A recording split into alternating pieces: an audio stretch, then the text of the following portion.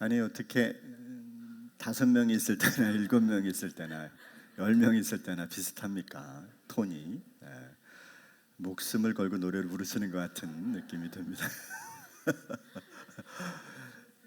참 좋네요. 우리 앞뒤자분과 인사 나눕니다. 잘 오셨습니다. 잘 오셨습니다. 잘 오셨습니다. 네. 아니 이렇게 교회가 많이 비었지 그런 생각하실 수 있는데 그 원래 그 4월, 5월부터는 이제 야외 나들이 시기라 여러분들이 또 안 오셨을 때는 그분들이 오셨으니까 그렇게 이해하시고 바통 타치하셨다는 하시면 됩니다. 여러 군데 여러 곳으로 흩어져 계시고 어디 계신다라고 저한테 문자가 오시는 분들 보면 되게 반갑고 뭐 좋습니다.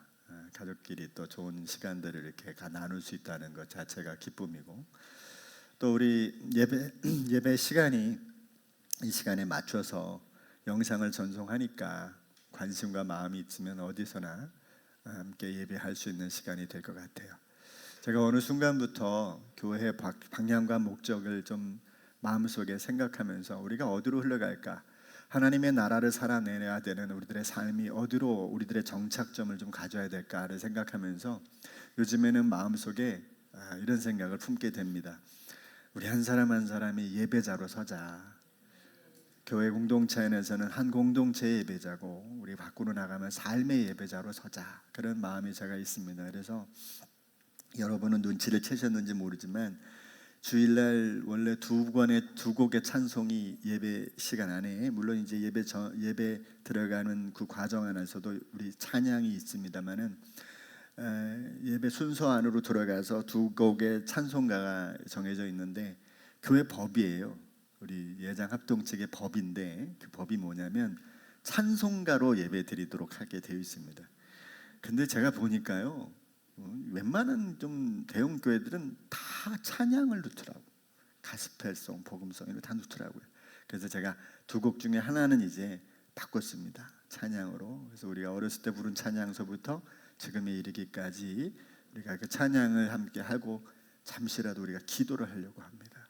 예배를 통해서 우리가 회복하고 좀 일어나는 그 힘을 갖는 그런 시간을 갖기 위해서 아주 전사님하고도 여러 이야기를 좀 나눴는데 예배 안에 집중할 수 있는 환경을 좀 해보자 그런 생각을 좀 하게 됩니다. 그래서 마음을 품어서 그런지 몰라도 예배가 오늘 뜨겁네요. 여러분들이 아주 찬양을 아주 그냥 아주 힘차게 부르시고 찬양대가 비록 숫자는 적어도 목숨을 걸고 찬양을 이종환 집사님 기도가 그냥 저를 얼마나 기도를 하나님께 드리는 건데도 이렇게 눈물이 나게 하는지 참 그냥 오늘 기도만 듣고 가도 될 것 같은 은혜가 있습니다. 너무 감사합니다. 그러게요. 집사님을 제가 20대부터 보진 않았지만 30대 초반에 저 집에 제가 주례를 했는데 이제 저기도 이제 곧 환갑을 내다보는 시대가 됐네요. 이거 참 감사하네요. 자, 오늘 우리가 읽은 본문을 가지고 VIP 초대 설교 오늘 두 번째 시간입니다. 복음의 능력을 나눕시다 이런 제목으로 함께 은혜를 나누겠고요. VIP 초대는 목사가 혼자 이리 뛰고 저리 뛰고 교회 뭐 성장시키려고 뛰고 움직이고 이런 게 아니에요. 우리 각자가 우리 삶에서 한번 귀한 복음의 영향력을 좀 나타내보자. 우리가 하나님 앞에서 어떻게 살아내는지 한번 해보자. 이런 시간이니까 여러분들이 주체적인 마음, 주인된 마음을 가지고 함께 동참하셨으면 좋겠고요.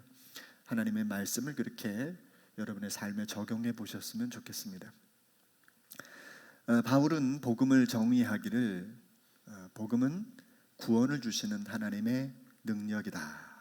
그렇게 본문에서 말씀하고 있어요. 한번 읽어볼까요? 시작. 나는 복음을 부끄러워하지 않습니다.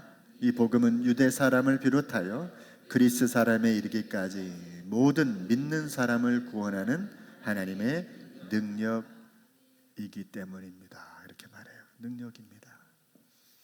그래서 우리가 나의 구원, 하나님은 나의 구원을 어떻게 이루셨는가? 하나님의 능력으로 우리의 구원을 이루셨다.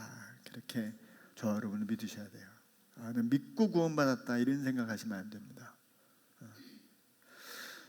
그렇다면 복음이 뭐길래 우리를 구원하고 그것이 능력이 되느냐라고 하는 거예요. 첫 번째는 복음이 뭐냐를 좀 우리가 알아야 됩니다. 우리가 아는 것과 이해하는 건 좀 달라요. 조금 후에도 다시 말씀드리겠지만 알면 할 수 없어요. 그냥 아는 거지. 근데 이해했다는 것은 그렇게 살 수 있고 해볼 수 있고 경험할 수 있는 겁니다. 아는 것과 이해하는 건 다른 겁니다. 물론 성경적인 알미라는 것은 좀 다른 건데요. 기본적으로 저와 여러분들이 나 예수님 알아. 이 정도의 수준에서 여러분들이 좀 깊이 예수님에 대해서 이해하고 그분이 어떤 분이신지를 경험할 수 있는 시간까지 좀 들어갈 필요가 있습니다. 사실 우리가 복음을 잘 아는 것 같아도 정리가 잘 안 됩니다. 여러분들에게 한번 복음을 얘기해 보세요. 그러면 예수님 믿고 구원받는 거, 천국 가는 거 아니에요? 뭐 이렇게 정도 얘기하실 수 있을 거예요. 쉽게 복음을 정리해내기가 어려울 겁니다. 그런데 우리가 예수님 믿는다면 누구에게라도 복음을 알리고 보일 수 있어야 돼요. 그래야 예수 믿는 겁니다. 그것이 예수님을 아는 수준을 넘어서 예수님을 이해하고 예수님의 그 은혜를 누리고 사는 삶의 모습인 거죠. 자, 복음은 뭐냐? 한자로 복음, 복된 소식, 소리죠. 복된 소리. 그런데 영어로는 good news 그렇게 말합니다. 뭐예요? 기쁜 소식이다. 그러니까 기쁜 소식, 기쁜 소식. 그걸 good news, 복음 이렇게 말해요. 그 복음이란 말은 복잡한 얘기가 아니에요. 기쁜 소식, 기쁜 소식. 그래서 이것은 이제 히브리어는 파슈알 그렇게 말하고 헬라어로는 이제 유앙겔리온 이렇게 말해요. 그런데 다 해석하면 기쁜 소식. 그게 복음이에요. 나 복음을 믿고 구원받았어. 그러면 나는 기쁜 소식을 믿고 받았어. 이렇게 말하는 건데요. 구약에 보면 이사야 52장 7절 상반절에 놀랍고도 반가워라. 희소식을 전하려고 기쁜 소식이죠. 희소식, 기쁜 소식을 전하려고 산을 넘어 달려오는 저 발이여 평화가 왔다고 외치며 복된 희소식을 전하는구나. 구원이 이르렀다고 선포하면서 시온을 보고 이르기를 너의 하나님께서 통치하신다. 하나님의 나라가 가까이 왔다. 하나님 나라가 임했다고 하는구나. 그렇게 말하는 거예요. 이해되시죠? 마가복음 1장 1절을 세 번역으로 하면 이렇습니다. 하나님의 아들 예수 그리스도의 기쁜 소식은 이러하다. 이렇게. 자, 복음이 뭔지 이해하셨죠? 복음은 기쁜 소식이다. 그런데 이 기쁜 소식, 이 하나님께서 전하시는 기쁜 소식은 어떤 소식이냐면 몇 가지 내용을 포함하는데 그 중에 가장 중요한 게 예수 그리스도의 십자가와 부활 사건이 그 안에 들어있습니다. 자, 기쁜 소식, 복된 소식, 좋은 소식이 뭐냐? 하나님 우리에게 전하는 좋은 소식이 뭐냐? 내가 너희를 위하여 내 아들을 보내서 십자가를 지게 하고 그를 죽은 자 가운데서 부활시켰다. 그게 기쁜 소식이다 이 말이죠. 이 말은 무슨 말이냐면 십자가 부활이 상징하는 의미가 어떤 거냐? 인간이 하나님께 죄를 용서받은 거예요. 십자가로 인해서 대신 나를 위해서 죽으신 예수님 때문에 죄 용서함을 받은 거예요. 그리고 그분이 죽음에서 부활하셔서 우리에게 새 생명을 덧입혀 주심으로 우리는 의로움을 얻었고 영생을 선물로 받게 되었다는 거예요. 이게 십자가 부활이 말하는 의미예요. 십자가 부활은 모든 인생에 주어진 하나님의 나라를 이제 누리게 만들어 주신 겁니다. 그러므로 여러분 우리는 어떻게 정리하냐면 복음이란 구원의 통로가 되시는 예수님을 믿고 하나님 나라를 누리게 되는 사건이자 원리다 이거예요. 이게 기쁜 소식이에요. 기쁜 소식. 물론 성경 전체가 복음이죠. 그러나 그 중에서 딱 요약을 하자면 예수 믿고 구원을 누리는 거예요. 하나님 나라를 누리고 마침내 이 말 영원한 나라에 우리 모두가 살게 되는 것을 말하는 겁니다. 참 인생이 참 허무하고 빨리 가요. 젊음이 그렇게 빨리 갈 수 없습니다. 나는 우리 애들 보면서 알아요. 벌써 둘 다 30대래. 갔다. 어떻게 이렇게 빨리 가죠 인생이? 훅훅훅훅 지나가는 것 같아요. 구원이 가능한 것은 바로 하나님의 능력 때문이라는 거예요. 그게 바로 복음에 하나님의 능력이 나타났다는 거죠. 자, 바울은 이 구원의 원리가 모든 사람들에게 적용된다고 그래서 선언한 거고요. 유명한 신학자 칼 헨리는 이렇게 말해요. 복음은 모든 사람의 영원한 운명을 결정하는 하나님의 능력이다 그랬습니다. 그리고 저와 여러분들 그 복음으로 인해서 구원받은 줄로 믿습니다. 자, 이 복음에 대한 인간의 자세가 그래서 우리가 두 번째로 생각해 봐야 되는데요. 참 이게 신기한 겁니다. 복음이 하나님의 능력으로 작용된다는 것을 알 수 있는 증거가 뭔지 아세요? 여러분 뭐라고 생각하십니까? 복음이 하나님의 능력에 나타나고 있어를 뭘로 알 수 있어요? 그거는 사람들이 하나님을 믿고 있기 때문에 그래요. 이게 신기한 겁니다. 아니 수천 년 전의 이야기인데 그걸 믿고 있다. 그걸 믿음을 통해서 구원을 얻고 있다. 이게 바로 복음의 하나님의 능력이 작용하는 이유인 거예요. 물론 하나님께서는 인간이 그 믿음을 갖는 과정에서도 개입하셔서 역사를 하세요. 그래서 신학적으로 정리하면 아까도 말씀드렸지만 우리가 열심히 믿어서 구원받는 게 아니고 인간이 믿기 전에 인간의 구원을 그의 능력으로 이루어 주시고 요거 너무 좋지 않아요? 네? 저와 여러분들이 열심히 교회 다녀서 구원받는 게 아니에요. 우리가 열심히 뭔가를 하나님 앞에 봉사하고 섬겼더니 구원받는 게 아니고 하나님이 하나님의 능력으로 저와 여러분들을 구원시켜 주시고 그 구원을 인간으로 하여금 믿게 해주시는 거예요. 이게 기독교의 본질입니다. 이걸 모르면 맨날 예수 믿고 구원받으라고 막 얘기할 수 있는데 그럴 수도 있죠. 그러나 그건 하나님의 입장에서는 이미 저와 여러분들을 구원시켜 주시고 그걸 이렇게 구원받은 거구나를 깨닫게 해주시는 거예요. 그러나 순전히 인간의 입장에서 볼 때는 이건 하나님의 입장이 그렇다고 해도 우리 입장에서 볼 때는 어떻게 해야 되냐면 믿고 그렇게 하기로 결심하고 그 다음에 어떻게 하냐 흉내내기를 시작해야 돼요. 자, 제가 오늘 되게 중요한 단어를 꺼냈습니다. 흉내낸다. 여러분 이 기독교를 믿는 신앙을 가지는 가장 중요한 여기에 뭐가 있냐면 뭐가 있어요? 흉내내는 거 있습니다. 흉내내는 거. 우리 모두가 처음엔 다 흉내내면서 시작합니다. 교회 다니는 척하면서 갑니다. 예수 믿는 척하면서 다닙니다. 그죠? 잘 몰라도 처음엔 그렇게 하게 돼 있습니다. 그리고 그렇게 하기로 결심하고 그렇게 시작합니다. 그리고 뭔가 좀 할 수 없는 일도 교회에서 좀 맡기니까 그냥 해보는 겁니다.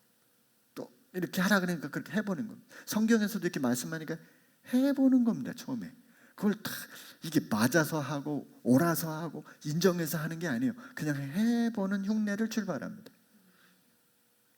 그런데 이게요 이 세상의 모든 학문과 모든 예술을 배우는 과정이에요. 과정.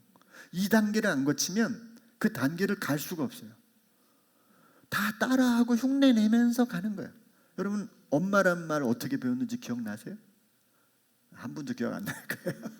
아빠라는 말 어떻게 배웠는지 기억나세요? 하나도 안 날 거예요. 근데 여러분들이 어렸을 때 아무 말도 못하는 우리 무가 아무 말도 못하는 옹알이 시절에 내가 무슨 말을 하면 그걸 명확하게 발음해주는 엄마와 아빠의 그 소리 때문에 그걸 배우기 시작하는 거잖아요. 다 흉내잖아요. 연주하는 것도 그렇고 공부하는 것도 그래요. 다 흉내로부터 출발합니다. 흉내로부터. 흉내내기 시작할 때부터 그것을 배우기 시작하고 내 것으로 만들어가는 작업을 하는 거예요. 신앙도 똑같아요. 누군가의 신앙을 본받으면서 성장하는 겁니다. 누군가의 신앙을 따라가면서 성장하는 거예요. 이것이 부끄러운 일이 아니라 당연한 원리입니다. 아직도 우리는 그 과정 속에 있기도 하고 그 과정 속에서 누군가를 흉내내면서 가기도 해요. 그게 왜 중요하냐면 이게 그 과정 안에서 무엇을 흉내내냐? 복음이라고 하는 진리를 흉내내기 때문에 놀라운 일들이 그 중간중간에도 일어나는 거예요. 오늘 믿어도 그가 복음을 따라하면 복음의 영향력을 얻게 되는 겁니다. 빌립보서 3장 17절 한번 읽어볼까요? 시작. 형제 자매 여러분 다 함께 나를 본받으십시오. 여러분이 우리를 본보기로 삼은 것과 같이 우리를 본받아서 사는 사람들을 눈여겨보십시오. 바울이 말하는 거예요. 빌립보 교회를 향하여 나를 본받으세요. 우리를 본받으세요. 그리고 그 본받는 사람을 가만히 지켜보세요. 어떻게 살고 있나. 그 얘기하는 거예요. 그러니까 우리가 내가 뭘 많이 알고 다 알아서 사는 거라기보다는 그렇게 하는 본을 받아가는 거죠. 히브리서 13장 7절 읽습니다. 시작. 여러분의 지도자들을 기억하십시오. 그들은 여러분에게 하나님의 말씀을 일러주었습니다. 그들이 어떻게 살고 죽었는지를 살펴보고 그 믿음을 본받으십시오. 여러분 다 우리가 어렸을 때부터 성장하는 과정에서 나를 이끌어줬던 분들이 있잖아요. 어머니도 아버지도 될 수 있고 이웃의 집사님이 될 수도 있고 교회 목사님이 될 수도 있고, 그죠? 누구든지 그 삶을 살펴보면 그들도 다 본받는 삶을 살은 거고요. 그들의 믿음을 따라가는 것도 그 본을 따라가는 것 같아요. 제가 어렸을 때요, 제가 지금 목회하는 얘기를 제가 한번 드렸죠. 교회를 우리 어머님이 이제 교회를 따라서 이사를 오신 거예요. 교회를 다니고 싶어서 교회 근처에 있는 동네로 이사를 한 거예요. 참 그때 학교 근처로 이사가 가야 되는데 교회를 따라서 가는 거예요. 옆으로. 교회를 따라갔더니 제가 어느 날 그 교회 집을 이사를 갔는데 이제 밖에 나갔다가 이제 그 집에 들어갔더니 누가 등을 고치고 있는 거예요. 전등을 고치고 있는 거예요. 그래서 저분이 누군가 몰랐어요. 전등 고치는 분인 줄 알았어요. 알고 보니까 교회 전도사님이에요. 그래서 물어봤어요. 아니 전도사님이 저거 고쳐도 돼요? 그랬더니 조금 전에 목사님이 고치다가 목사님이 가지고 난 다음에 이제 바톤 타치하고 전도사님이 고치게 됐다는 거예요. 여러분 제가 목회를 어느 순간에 하는 걸 보니까 그걸 보는 게 기억이 났던 것 같아요. 어렸을 때 그 목사님도 전도사님이 하셨던 그게 기억이 나는 것 같아요. 그래서 저는 교회를 그렇게 시작했어요. 처음에는 찬양 집회하고 내가 찬양을 그래도 좀 할 줄 아니까 찬양하면 많은 분들이 찬양이 좋아서 모이시겠지, 그런 생각도 했어요. 근데 와서 사람이 와야 찬양을 하지. 아무도 안 오는데, 새벽기도 때 아무도 안 오는데, 혼자만 계속 앉아 있어도 하루 종일 있어도 안 오는데, 그죠? 그래서 밖으로 나갔더니 돌아다니는 애들이 있는 거예요. 그래서 애들 집을 갔더니 애들 집에 할 일이 있는 거예요. 그래서 그 집에 가서 수도도 고쳐주고 문도 고쳐주고 그런 일을 시작한 겁니다. 그걸 생각해보니까 어렸을 때 우리 집에 와서 고쳐주던 목사님이 있었던 거고 전도사님이 있었던 거예요. 저는 그렇게 배웠던 것 같아요. 그렇게 가는 거죠. 여러분 어떻게 보면 그런 겁니다. 요한 3서 1장 1절에 요한도 그렇게 얘기해요. 읽습니다. 시작. 사랑하는 이여 악한 것을 본받지 말고 선한 것을 본받으십시오. 선한 일을 하는 사람은 하나님에게서 난 사람이고 악한 일을 하는 사람은 하나님을 뵙지 못한 사람입니다. 선한 것을 행하는 사람들을 본받는 거예요. 받는 거예요. 우리 무지개 교회가 분위기가 참 좋은데 이유가 있어요. 먼저 온 분들이 참 잘하세요. 아주 잘하세요. 아주 순수하게 참 어쩜 저렇게 사시지? 참 제가 봐도 참 존경할 만한 분들이 우리 교회에 굉장히 많습니다. 왜 아멘을 안 하실까 몰라. 이럴 땐 적절하게 아멘을 하셔야 되는데 나는 우리 무지개 교회 성도님들처럼 좋은 분들을 못 봤어요. 계셔서 하는 말 절대 아닙니다. 네. 진짜예요. 네. 진짜 좋은 분들만 어쩌면, 그러니까 저만 그런 게 아니라 또 오시는 분들이 그런 얘기를 하세요. 저한테. 무지개 분들 어떻게 이렇게 참 놀랍는지 모르겠다고. 나도 놀라는 일이라고. 그렇게 어린아이들이 걸음마를 배우듯이 과거에 누군가를 통해서 한 걸음을 뛰면서 오늘의 내 모습을 얻게 되었다는 거, 이게 참 감사할 일이죠. 누구도 갑자기 신앙에 탁월한 자가 되는 게 아니에요. 걸음마 걸음을 따면서 흉내내면서 가는 겁니다. 그런 면에서 좋은 공동체가 될 수 있기를 우리 힘쓰면 좋겠습니다. 자, 그런데 중요한 게 있어요. 내가 정말로 내 자신이 아직도 복음만 흉내내고 있는지, 언제까지 흉내낼 건지, 혹은 내가 진짜 복음의 내용을 진짜 누리고 있는지를 알아야 된다는 거예요. 여러분 어떠세요? 나는 아직도 흉내만 내고 있는가?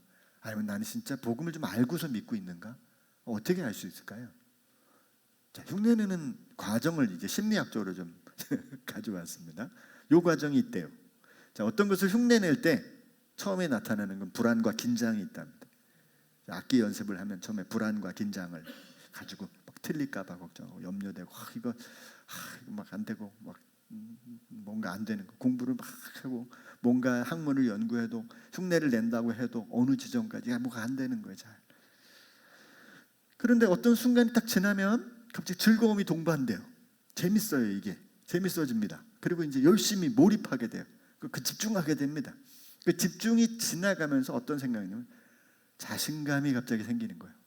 그리고 나만의 독특한 성향이 조금씩 스몰 올라옵니다. 다른 사람과 다른 내 모습이 거기에 조금씩 올라오는 거예요. 그리고 마침내 나만의 삶이 시작이 돼요. 나만의 학문 연구, 나만의 예술 세계가 열리는 거예요. 나만의 세계가 쫙 펼쳐지는 거예요. 여러분, 그 전주에 들어가는 그 입구에 큰 그 전주의 이 톨게이트의 입구에 다른 도시와는 좀 다르게 기와지처럼 이렇게 기와가 쫙 연결되는데 거기에 큰 글씨가 써 있습니다. 그죠? 그걸 쓴 분이 우리나라에서 굉장히 유명한 서예가입니다. 근데 그 서예가가 처음에 글을 쓸 때 글이 너무 예쁘게 잘 쓰는 거예요. 그런데 아무도 그 예쁜 글을 인정하지 않았대. 너무 예쁘게 잘 쓰는데 왜 그러냐면 그 사람이 쓰는 글은 그냥 예쁜 글이었던 거예요. 정자로 쓰는 예쁜 글, 멋있게 쓰는 예쁜 글. 그러다 이분이 다음 단계로 들어갑니다. 그러면서 어떻게 하냐면 자기만의 글을 찾기 시작합니다. 자기만의 글씨체를 찾기 시작합니다. 그리고 오랜 시간을 통해서 자기만의 글씨체가 딱 만들어져요. 그때부터 사람들은 그를 대가라고 부르기 시작해요. 그 사람만의 글씨체. 근데 이게 과정이 그래요. 처음에는 다른 예쁜 글씨를 흉내내면서 붓글씨를 시작합니다. 그리고 그 글씨가 좀 더 지나가고 그러면서 글씨가 점점점 지나가다가 마침내 자기 글이 완성이 되는 거죠. 이게 흉내내부터 자기화가 이루어지는 하나의 심리적 과정이에요. 과정. 되게 중요한 과정입니다. 제가 개인적 간증을 하나 할까요? 오늘 세웅이 얘기를 하나 하면 좋겠어요. 되게 싫어할 테지만 세웅이가 기타쟁이입니다. 기타합니다. 기타를 언제부터 마음 정해놓고 기타를 열심히 칩니다. 근데 어느 날 보니까 기타에 따라가는 한 대상이 있는데 이 대상이 하여튼 세계에서 굉장히 잘 치는 사람이에요. 근데 이 대상이 어느 날 바뀌었어요. 이 사람이 아닌 또 다른 사람을 기타에 그 모범을 삼고 그를 흉내내기 시작합니다. 근데 이 사람 먼저 번의 사람하고 전혀 다른 사람인데 이 폼을 다 바꾸는 게 되게 어려운데 어느 날 보니까 폼이 바뀌었어요. 그걸 치는 겁니다. 이게 참 놀라운 거죠. 이 바뀐 걸 보고 제가 아주 신기하더라고요. 그게. 그런데 저는 이제 옆에서 기타를 저도 쳤기 때문에 기타가 바뀌는 게 알잖아요. 근데 어느 순간에 이 새로운 흉내내는 사람을 기타를 거의 똑같이 쳐는 거예요. 그게 너무 신기하죠. 그래서 저도 참 놀랐는데 어느 날 제가 귀를 딱 듣는데 이 사람하고 다르게 기타를 치기 시작하는 거예요. 내가 물었어요. 세웅아, 기타 소리가 달라졌다? 그랬더니 느끼셨어요? 그러는 거예요. 자기도 느꼈나 봐. 이제 똑같이 흉내내는 것에서 자기 폼을 갖기 시작했는데 이렇게 되고 나니까 그 전에 흉내내던 것이 그때는 틀릴까 안 틀릴까 이 걱정을 했는데 지금은 그런 걱정은 하나도 안 한대요. 오히려 이 연주가 얼마나 좋은 연주냐 안 한 연주냐만 생각하게 된다는 거예요. 제가 그걸 보면서 요 3단계까지 간 것 같아요. 여러분, 신앙도 똑같아요.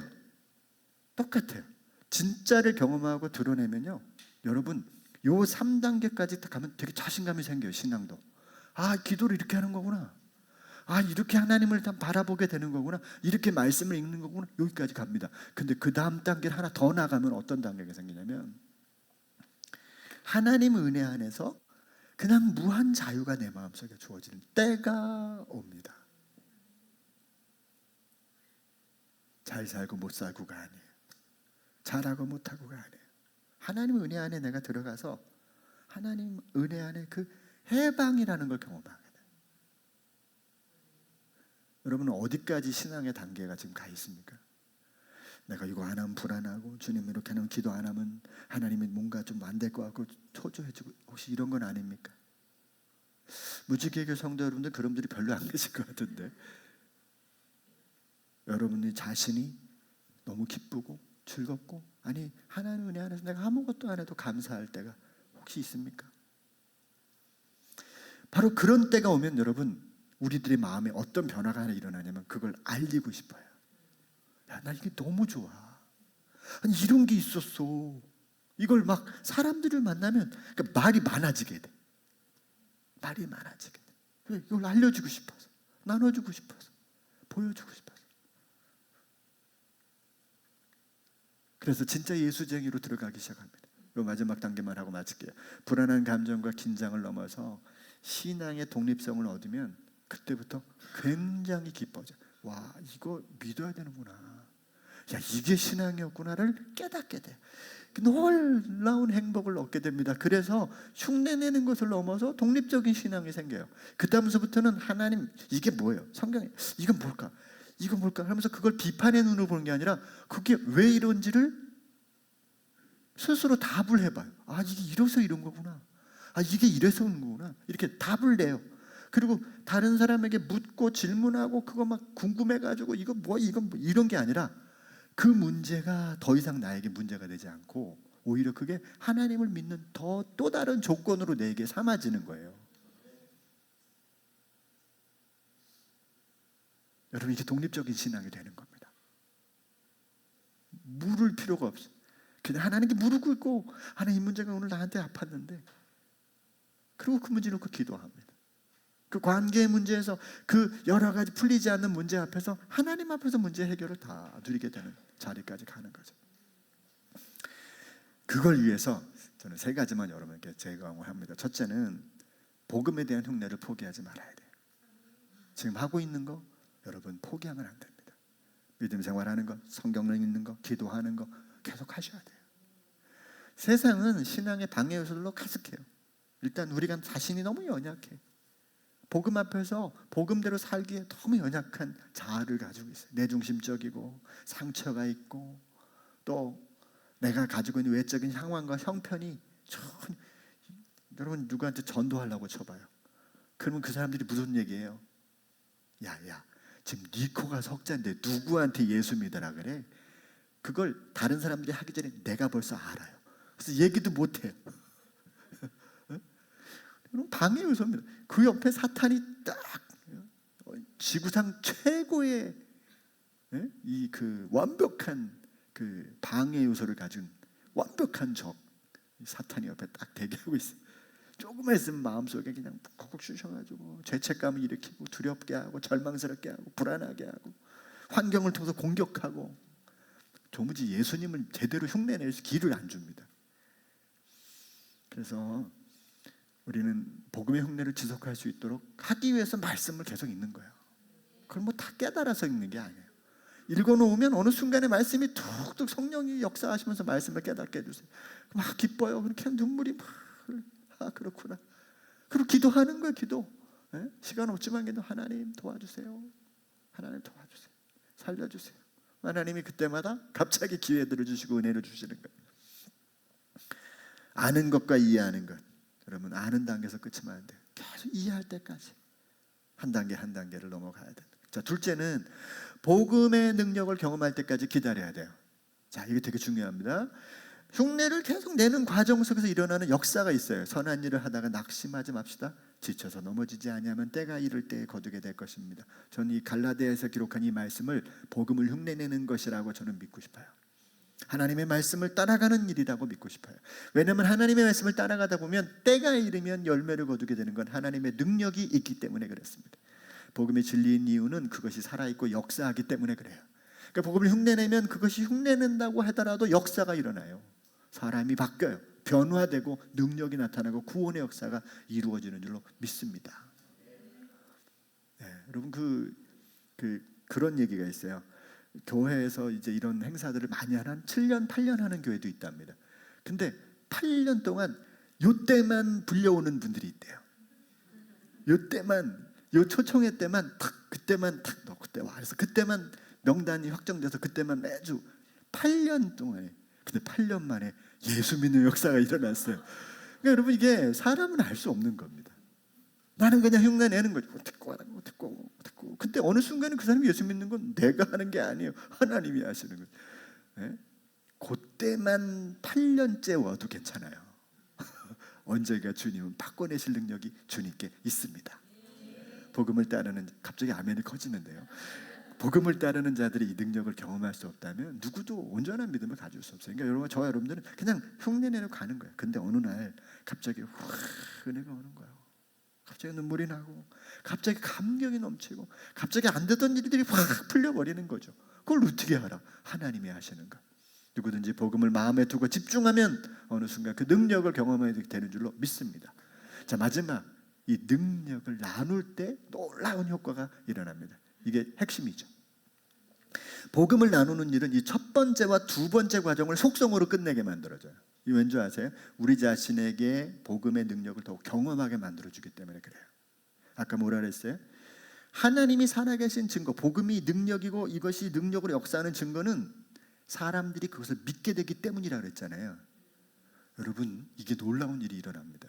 어떤 이들은 나보다 더 거대한 믿음을 가지고 살아낼 수 있는 자리에 나아가게 돼요. 나는 소개만 했는데 그분은 나보다 더 큰 위대한 일들을 감당할 수 있고 더 놀라운 사건을 만들어갈 수 있는 주인공이 될 수 있다는 거예요. 여러분 생각해 보세요. 아나니아가, 하나님이 야 아나니아야 너 직가라는 동네 가. 거기 한 사람을 만나야 돼. 누굽니까? 사울이다. 여러분, 아나니아가 그 소리를 듣고 얼마나 놀랐겠어요. 하나님 저를 죽이기로 작정하셨습니까? 사울이 누군지 몰라서 그래요. 교회 다 죽였어요. 저기 남양주에 있는 교회들 다 죽였고요. 저 마석에 있는 동네 교회들 다 죽었어요. 이제 구리까지 다 죽일 판인데 그 사람을 만나라니 나보고 죽으란 얘기입니까? 네, 아나니아가 순종하고 갑니다. 죽을 결심하고 갑니다.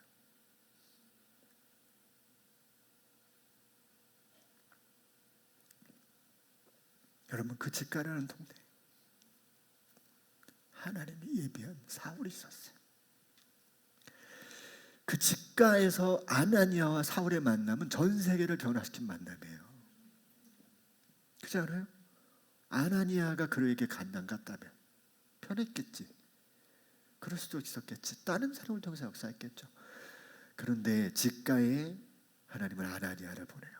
그를 바꿔요. 몰라요, 우린 누군지. 그런데 누군가의 영혼을 위해서 기도하는 거예요. 명단 놓고, 그래서 명단을, 그냥 명단을 달라는 거예요. 같이 기도하자는 거지. 기도하는 거예요. 하나님, 이 사람 구원시켜 주세요. 우리가 선정해서 얘는 절대 안 돼. 얘는 절대 교회 다니면 안 돼. 얘는 구원받으면 안 돼. 이렇게 하지 말고 명단 주셔서 같이 기도하자는 거예요. 그리고 그를 섬기는 거죠. 어떻게 하든지 나올 수 있도록 함께 만나고 필요한 거 채워주고. 여러분, 이건요 신앙 전문가의 영역을 초월하는 최종적 단계예요. 여러분, 예수 믿고 구원받았어요? 마지막 최종 단계가 뭔지 하나님 나라를 누리는 거예요? 아니에요. 더 가보세요. 이스라엘 민족이 출애굽해서 광야에 있었어요. 광야에 있었던 백성들을 하나님께서 어떻게 해서 먹이시고 입히시고, 낮에는 구름 기둥, 밤에는 불 기둥 잘 해주셨어요. 여러분, 메추라기 땅에서 30cm 쌓이겠어요. 네? 메추라기를 줬다니까요. 고기가 땅에 쌓여있다니까. 그렇게 먹였어요. 그런데 막상 그들에게 약속한 가나안 땅에는 뭐만 기다리고 있어요? 전쟁만 기다리고 있어요. 광야에 있어서 가나안은 하나님의 나라인 거예요. 하나님 나라에 들어가서 뭐예요? 전쟁하는 거예요. 전쟁. 그때부터 농사도 지어야 돼요. 그때부터는 양도 자기들이 치러야 돼요. 그게 무슨 천국이야? 그게 무슨 하나님 나라예요? 여러분, 하나님 나라를 진짜 경험하고 이 땅에 하나님 나라가 임했다는 것을 경험하는 순간엔 전쟁이 시작돼요. 영적인 전쟁.